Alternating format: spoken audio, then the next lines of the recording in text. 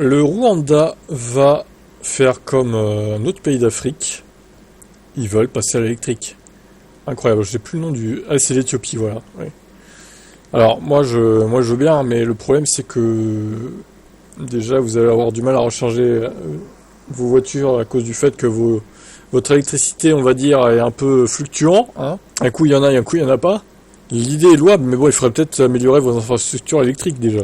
Moi je pense, hein, ça serait bien déjà, pour commencer. Le Rwanda, petit pays d'Afrique, situé dans la région des Grands Lacs entre la Tanzanie et l'Ouganda, le gouvernement veut mettre le paquet pour déployer un réseau de recharge dédié au VE. Une stratégie qui rappelle donc l'Éthiopie. Le Rwanda veut des stations de recharge tous les 50 km. Le pays veut guider les investisseurs en identifiant le nombre de stations de recharge nécessaires à cette transition. Les experts se concentreront en priorité sur les zones à forte densité de population et de trafic. Ils veulent aussi tirer parti des stations-service et des bâtiments commerciaux existants. Une analyse géospatiale a révélé qu'il existe plus de 226 sites potentiels pour mettre sur pied des stations de recharge. Toujours en cours d'élaboration, cette feuille de route n'a pas encore été rendue officielle. Rien n'indique pour le moment que l'infrastructure de recharge sera mise en place. Selon le gouvernement du Rwanda, le nombre de voitures électriques est passé de 19 en 2020 à 512 cette année. Ce qui reste pas énorme. Putain, il y en avait 19 en 2020 dans tout le pays, quoi.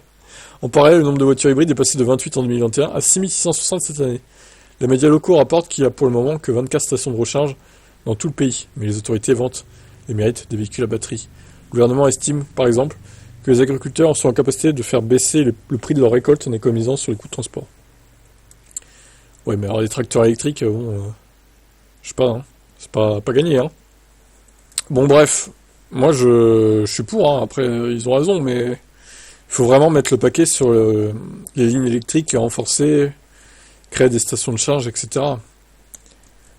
À voir. J'espère que ça sera mieux, qu'ils auront plus de réussite que l'Éthiopie, on va dire.